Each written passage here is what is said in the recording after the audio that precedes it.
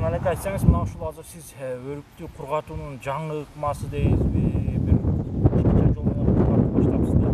Ушул өрүктү эмне себептен ушинтип кургатып атасыз? Бул кандай өзгөчөлүгүн айтып өтсөңүз? Бул бүгүнгүгө чейин фермерлер ар түрдүү эле орундуктарда кургатып келишти да. Ар түрдүү материалдар колдонушат кургатканга, анан көбүнчө камычты колдонушат. Бирок жыйынтыгы жакшы эффект бербейт да. Анан биз ошону ойлонуп отуруп, быйылкы жылы ушул жаңы элге үлгү катарында ушундай жаңы ыкма киргизели деп, ушул логистикалык борбордун аянтында ушул жанагы шебен да, мына бул таштан жасалган шебен. Бул жайгандан кийин күндөн ысыйт бул. Ысыгандан кийин өзү ысык болот. Анын үстүндө мына бул биз өткөн жылдан баштап ушул жана орустарда антиградная сетка деп коет. Бул жанагы дарактардын мөбөсүн мөндүрдөн сактай турган сетка да. Бул атайын ушул күнгө чыккан, бул көпкө чейин колдонсо болот. Муну 4-5 жыл, 10 жылга чейин колдонсо болот да. Ушул сетканы алып келип туруп, шебенин үстүнө ушул сетканы салып туруп, анын үстүнө өрүктөрдү жайып атабыз. Бул биринчиден шебен ысып алгандан кийин өрүктү тез кургатат экен да. Түнү да ысык, күнү да ысык болуп туруп, өрүктүн кургашы тез болот экен. Азыр биринчи жайганыбыз 4 күндө эле ушул жанагындай 4 күн ичинде кургай баштады да, кургады. Биз 4 күн ичинде биз уже мунун эмесин сөөгүн ажыратып баштайбыз да. Колдо монтип отуруп алып ажыратып баштайбыз. Мына уже ушинтип азыр аялдар иштеп атышат да. Эгерде буга чейин эме болуп келсе, көп кургай элек болсо, анда ичиндеги эти чыгып кетет да. Ошондуктан ушу кургатып туруп, азыр биринчи жолу ушундай кылдык. Кургашы дагы тез болду, жыйналышы дагы тез болуп атат. Бул жерде мисалы үчүн электр энергия менен кургатыч бар. Ага кургата турган болсок, биринчиден электр энергияны жейт, акча кетет. Анан бирок ушундай эле да, ал жерде 60 градуста ысытыш керек экен, кургатыш керек экен да, сушкада. Бирок бул жерде 60 градус болуп атат да. Күн тийген жеринде 60 градус болуп, ошондой эле ысык берип атат да. Бул ута турганыбыз биринчиден көп аянтта көбүрөөк көлөмдүү кургатып алабыз. Наркы электр энергиясы менен кургатыштан да аз көлөмдө.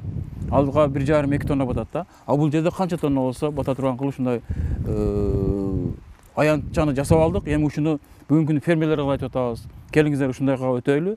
Таза дагым болот.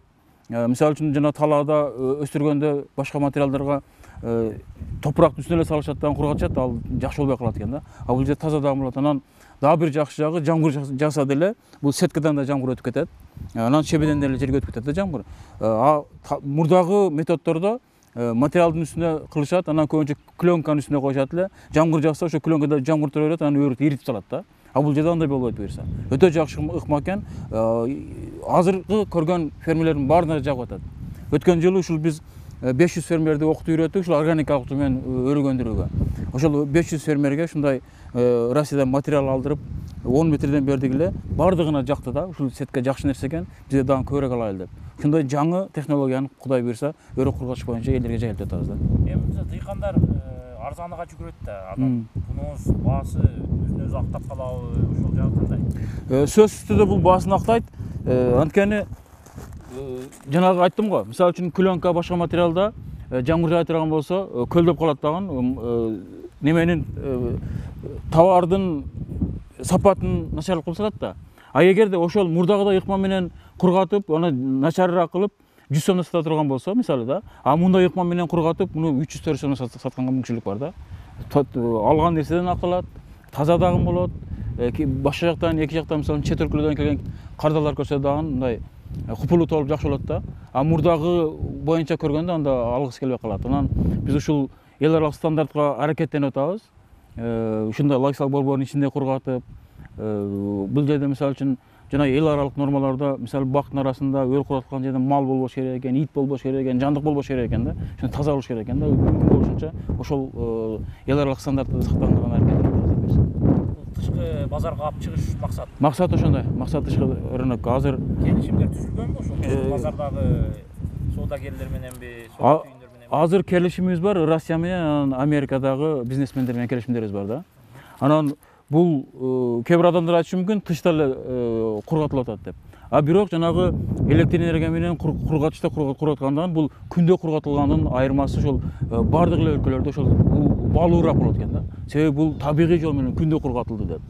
Анан булар сыртта кургатылып туруп, кайрадан ошол жанагы жууп тазалап, ошол санитардык нормага ылайык жууп тазалап, тазалангандан кийин пастеризация кылабыз. Жанагы ысык сушилкада пастеризация кылып, андан кийин аны сорттоп, дагы бир катар колдон тазалап туруп, андан кийин упаковка болуп, маркировка болуп, андан кийин экспортко кетет да буюрса. Канча сомго келишим түзүлгөн же эмеси көлөмү? Жок, келишимде көлөм көрсөтүлбөйт. Чогуу шешебизде эле түзүлө берет, анан ошол заказга карата биз даярдап бере беребиз. Буюрса. Сиздер быйыл буюрса канча тонна өрүктү ушинтип даярдаганга максат кыласыздар? Азыр ушул кургатылган өрүктү, кургатылган ушул бизде баргек деп коет го, орустарда курага деп коет. Ошону 60 тоннага чейин кургатайын деп ушул орустар менен азырынча сүйлөшүп ушундай аракетте жасап атабыз. Башталышы бул буюрса. Анан быйыл ушул ыкмал жагып, жакшы түшүм ала турган болсок, анан кийинки жылга көбүрөөк көлөмдө иштегенге аракеттенип атабыз биз. Бул жолдун баасы канча сомго бааланды? Баасыны азыр айта албай атабыз да, анткени өткөн жылы өрүк түшүм начар болуп калгандан баа өтө кымбат болуп кеткен да. Мисалы үчүн 1 килограмм баргек 1000 сом ашып кеткен, 1000 сом. Орто алганда 700-800 сом болуп аткан да. А быйылкы жылы түшүм жакшы болду, Өзбекстан, Тажикстанда да жакшы болду, баа түшүп кетти да. Ошондуктан азырынча жанагы орусча сөз бар го, бааны базар коет деп. Ошондой эле да, туура эле да ошол. Анан эртең себеби азыр элдердин баары эле ушул жыйнап, кургатып, ошол менен оору да. Азырынча баага эч ким көңүл бура элек да. Эртең элдер баары жыйнап алгандан кийин анан базарга чыгып баштагандан кийин анан баа аныкталат да. Азырынча айтыш кыйын. Анан өрүктү көбүнчө Баткенде дагы деле баягы ыштоо жолу менен, химиялык жол менен дарылап кургатып атат да. Анан сиздер бул жерде дарылабай дөңгөлгө жайып кургатып атасыздар. Ушул жагы кандай болот? Базарда негизинен дарыланганга караганда мына нукура кургатылган өрүктөр кымбат да. Акыркы жылдары элдер түшүнүп ошого өтүп атышат. Эми азыр деле ошол нукура өрүккө толугураак көбүрөөк көлөмдө клиенттин жоктугунан адамдар ошону сакташ максатында. Себеби муну нукура кылганда муну курт деле жакшы көрөт да. Тез курттап кетет да нукура кылганда. Ал эми алтын күкүрт менен ыштап салганда курт түшпөйт да. Уже аларда химикат бар да, курт түшпөйт. Ошону көбүрөөк сактайт да фермерлер. Ошон үчүн бүгүнкү күнү ошол ыкманды эле колдонуп атышат. А эгерде биз быйыл жакшы жыйынтык менен чыгып, жакшы көрсөтүш көрсөтүп, көбүрөөк көлөмгө контракт түзүп кийин иштей турган болсок, элдин баардыгы ушул нукура түрдө кургатканга даяр да. Анан ушул логистикалык борборду кантип айтпаса, кандай болду азыр, канчалык деңгээлде ишке кирди? Логистикалык борборду мисалы үчүн биз тышкырыныкка даярбыз, өндүрүп атабыз дей берет экенбиз, бирок тышкырыныктын талабы бар экен да. Биз мисалы үчүн 2020-жылы Японияда ушул эл аралык көргөзмөдө болдук, ушул Баткендин нукура өрүгү менен органик өрүгү менен барганбыз. Ошондо ошого чейин биз маани бербеппиз да бул маселеге. Ошондо бир япон келип отуруп биз менен сүйлөшүп отуруп, анан өрүктү жеп көрдү, аябай жакты да. Жагып анан биз силер менен азыр өрүгүңөрдү алайлы, бизге канча миң тоннага контракт түзгөнгө макулсуңар деп сурап калды. Анан биз айттык, жок, бизде азыр көлөм жок. Биз кийинки жылдардан иштесекпи деген максатта келдик десек, анан ойлонуп туруп анан экинчи суроон берди. Макул деди. Өрүгүңөр сонун экен, сапаты, даамы бүт жагынан. Бизге ушул силер кандай жерде өндүрөсүңөр? Кандай условияда өндүрөсүңөр? Ошол өндүргөн заводуңарды өрүк киргенден чыкканга чейин процессин видеосун бизге коюп бергиле деди да. Ага да жол жок да бизде. Эч кандай цехи жок да бизде. Талаада эле өндүрүп фермерлер өзү менен жүргөн. Суроолорду берди. Өтө япондар ушундай жумшак сүйлөгөн калктан, алар мындай катуу айтпайт экен. Анан айтты да, көлөмүң болбосо, цехиң болбосо, даяр эмес экенсиң. Сен даяр болбой туруп эл аралык көргөзмөгө кандай келдиң? Бул туура эмес деп ушундай бир сүйлөдү, бирок бизге өтө катуу тийди. Чындыгында биз даяр эмес эле барат экенбиз да. Анан ошондон келип ушул 2020-2022 3 жыл иштеп ушул логистикалык борборду куруп бүтүрүп атабыз да. Бир азыр 90% бүтүп калды. Ошол өндүргөндөн баштап упаковка болуп чыкканга чейинки процесстин сонун видеосу болуш керек экен. Анан бул логистикалык борбордо жанагы эл аралык стандарт бар, HACCP деген. Ошол стандартты киргизип туруп тазалык боюнча да бул. Андан кийин гана рынокко чыгып башташ керек экен да. А биз эч кандай даяр болуп эле чыгып алып турбуз. Бирок ошол көйгөй бүгүнкү күнү Кыргызстандын бардык жеринде ушул көйгөй бар да. Мына HACCP да 2015-жылы биз эмеге ЕСке, Евразия экономикалык биримдигине мүчө болуп кирдик. Бирок алардын негизги талабы өндүрүлгөн азык кайсы жерде HACCP системасы бар жерде өндүрүлгөн азык гана экспортко чыгалат да. Эгерде HACCP система киргизилбей туруп өндүрүлгөн азыкты биз аракет кылып өндүрө турган болсок, жанагы эл аралык нормага ылайык бизге кайрадан штраф салынат да. А биз эч кимибиз даяр эмеспиз ага. Ошондуктан биз биринчи болуп биринчилерден болуп аракеттенип цехти куруп бүтүрдүк. Эми кас пикир болсо анан берсек. Кеттик. Азыр биз ушул Алыштан органик агрикультура кооперативине жаңыдан куруп аткан өрүктү кайра иштетүүчү логистикалык борбордо турабыз. Бул логистикалык борбордо ушундай система киргизип атабыз. Бул жерге бышкан өрүк кирип, кайра иштетилип, бардык кирген азыктын баары иштетилген система болду да. Мындайча айтканда, эч кандай калдыксыз өндүрүш, калдыксыз өндүрүш. Ошол боюнча айтып бере турган болсок, мисалы үчүн бышкан өрүк кирет сырттан, бышкан өрүк киргенден кийин мындай кургатылат сөөгү менен. Сөөгү менен кургатылгандан кийин, андан кийин сөөгүдөн өрүктөн сөөгү ажыраткандан кийин мындай баргек болот. Нукура баргек да, сөөгү жок, баргек, кадимки эле. Андан кийин бул сөөгү жок баргекти жууп тазалап, сонун кылып мондай упаковкалайбыз, вакуумдук жол менен. Ушинтип упаковкалап туруп, азыр экспортко чыгарып атабыз да. Анан Бишкекте эки дүкөндөрдө сатылып турат.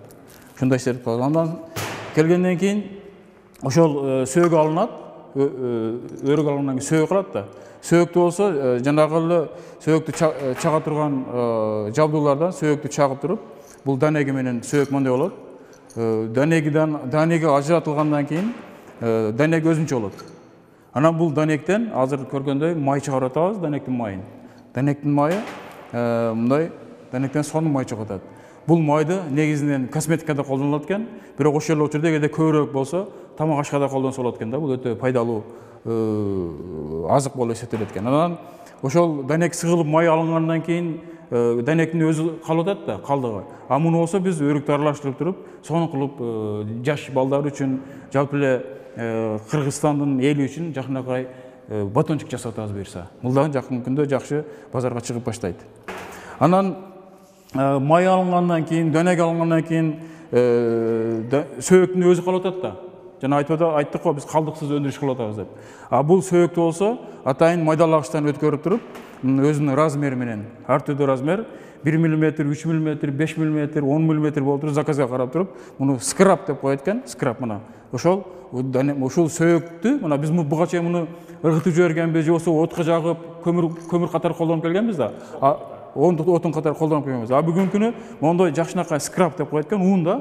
Данектин муну косметикада өтө жакшы колдонулат экен. Бул жанагы кыз келиндердин бетине маска кылганда бул эң жакшы эффект берет экен да. А бул Европа мамлекеттеринде бул өтө кымбат азык болуп эсептелет экен. Буну эми ала турган кардарларыбыз барбы? Буну эми биз жаңыдан ишке киргизип атабыз. Азыр реклама иштери жүрүп атат. Реклама иштери жүрүп атат, Кудай буйрса бул жакшы сатылып баштайт. Ушинтип анан майыбыз болсо, ушундагы мына өрүктүн майы деп туруп, жакшы упаковка кылып, мындай идиштерге салып, анан чыгарып атабыз буюрса. Бул деле ошол Бишкектеги азыр кичинекей эки дүкөндөрдө сатылып, реклама болуп атат. Азыркы биз айттык го, бул ишкана жаңыдан ишке кирип атат. Бүт өндүрүлгөн азыктар аз көлөмдө өндүрүлүп туруп, азырча реклама иштери жүрүп атат да. Ушинтип, ушул өрүктүн өзүн дагы, сөөгүн да, данегин да, майын да бүт баарын өндүрүп, калдыксыз өндүрүшкө өтүп атабыз буюрса. Азыр эми ушул аппараттарыңыз тууралуу айтып берсеңиз? Бул жабдуулар боюнча бул ошол өрүктөн май чыгаруучу цехте турабыз азыр. Өрүктөн бир цехибиз. Биринчи жабдуу ошол өрүктүн сөөгүн эки сортко бөлүп берет. Андан кийинкиси өрүктүн сөөгүн чагып берет. Анан үчүнчү жабдуу сыртка 2 күн болду келгенде, ал өрүктүн ошол сөөгүдөн данегин ажыратып бере турган жабдуу коюлду да. Андан кийин данекти бул жерде кургаткычта кургатабыз. Кургатып туруп, анан бул жерде ошол данектен майын чыгарып баштайбыз. Бул данектен майын чыгарат. Данектин майы чыккандан кийин бул жерде фильтрден өтөт, фильтрден кийин анан ошол жанагы кичинекей идиштерге бөлүп куюп бере турган кийинки жабдуудан куюлат. Анан маркировкаланып туруп, андан кийин дүкөндөргө жөнөтүлөт берсе. Бул жагыңызда кандай эмне бар? Тышкы цехте жанагы өрүктү кургаткандан кийин, баргек болгондон кийин жууп тазалай турган цехте. Бул ошо кургатылган баргекти жууп тазалай турган линиябыз да бул. Муну USAID деген уюмдун каржылоосу менен алдык. Бул жерде жакузи деп коет, бул суу барактап кайнап турат, бул жерде өрүк жуулат да. Өрүк демек бул жактан кирет. Бул жакта жанагы система хас стандартыбыз бар го. Система хас стандарттын биринчи талабы келген азык биринчи өзүнчө бир складка кириш керек экен да. Ошо ал складтан кайра иштетүүчү цехке кириш керек экен. Анан бул жерде жууп тазаланып, бүт упаковка болгондон кийин анан даяр продукция сакталып турган цех деп нар жагында да. Ошол жерге даяр цехте сактайбыз, коробкаларга салып туруп, анан ошол жактан фура кирет, ошол жактан жүтөп кете турган да. А эгерде биз бул жерде жууп тазалап туруп кайрадан бул сылга киргизсек, ошол хастын биз бузган болот экенбиз, нарушение болот экен. Анда болбой калат экен. Ошондуктан бул жактан сырье кирет, кайра иштетилип даяр болуп туруп, даяр азыктар складына кирип, андан жүктөлүп кетет экен да. Ошо даярдат. А бул жерде ошол өрүк жууп тазаланат биринчисинде бүт суу менен. Бул суу менен дагы бир чайкап берет. Андан кийин бул щетка менен тазалап жууп берет мынабысында. Щетка менен тазалап жуат да. Ишин таркы. Щетка менен жууп тазаланат. Бүт кирлери, таш баштары болсо, бирдекелер болсо бүт тазаланып чыгып кетет да. Андан кийинкиси барабанный мойка деп коет. Бул барабанга айдап берет. Бул жерде чоң көлөмдөгү суу менен жууп тазаланат да. Бүт кирлери чыгып кетет. Бул жерде аба менен айдап турат. Бул жактан чыккандан кийин сууну кетириш үчүн тазалап сууну кетирет. Андан бул жакка алып берет. Бул жанагы өрүктү 4кө бөлүп берет. Чоңдугу боюнча 4кө бөлүп чыгарып берет да. Көлөмүнө жараша. Андан кийин бул линияга коюп туруп тазаланат. А бул болсо кургаткыч, жанагы электр энергиясы менен кургаткыч. Электр энергия менен кургаткыч да бул. Себеби мына жуулгандан кийин өрүк ным тартып калат да. Ошону кургатыш үчүн колдонобуз деп бул жерге курдук да муну. Бирок бышкан өрүктү эле кургатса болот. Бул ошол атайын өзүнүн эмелери бар. Идиштерине салынып туруп, анан кургатылат да бул жерде.